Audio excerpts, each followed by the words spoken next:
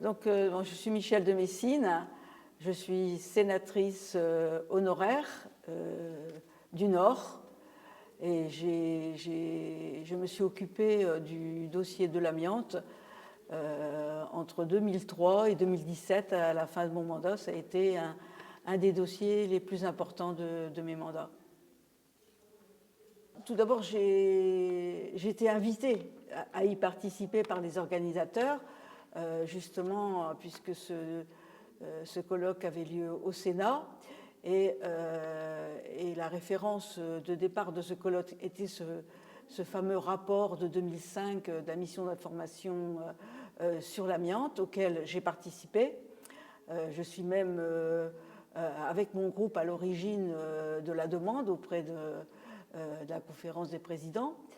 Et c'est à ce titre qu'on m'a demandé de participer, mais je suis vraiment ravie qu'il y ait dans cette enceinte un colloque et surtout avec tous les acteurs anciens, nouveaux, et aussi avec les mutuelles qui veulent s'engager, et surtout avec l'important enjeu de s'inspirer du dossier de l'amiante pour engager, aller plus loin sur la question aujourd'hui très fortement posée des pesticides.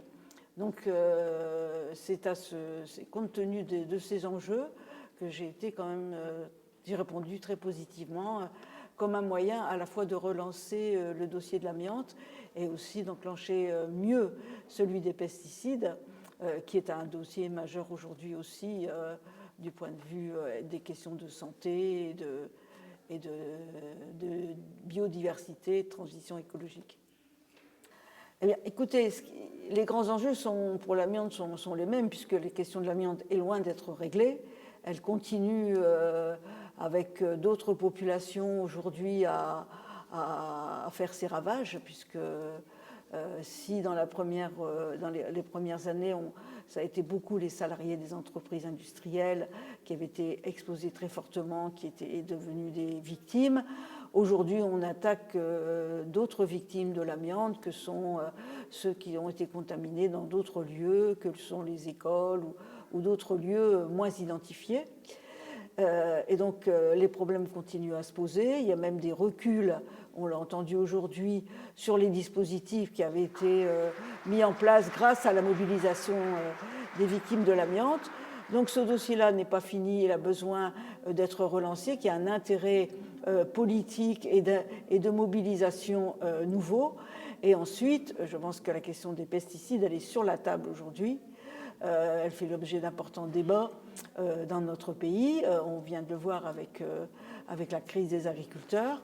Et je pense qu'il faut sortir de l'invisibilité des données scientifiques qui concourent au débat autour des pesticides et exiger davantage de transparence sur les normes, sur comment elles sont élaborées. On a vu ce matin que globalement au plan européen, c'est les grands industriels qui établissent pratiquement eux-mêmes leurs normes sans qu'il y ait vraiment de contrôle ni d'associer tous les acteurs à cette définition. Donc on voit déjà où est un des gros problèmes. Donc il y a besoin de poser tous ces problèmes en grand.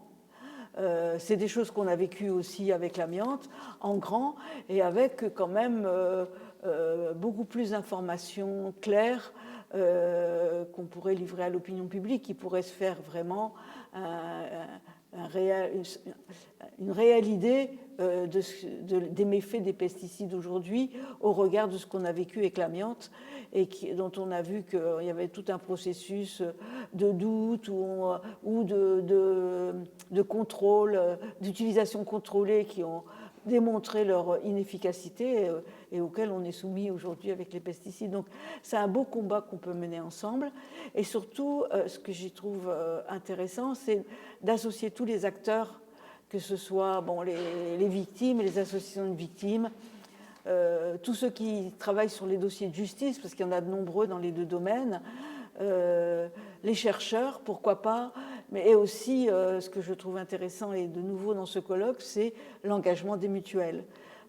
Et ça, c'est vraiment très important, parce que les mutuelles, elles ont décidé de s'engager au titre de la prévention, qui est une de leurs compétences. C'est une manière de mettre la prévention en grand et pas par le petit bout de la lorgnette.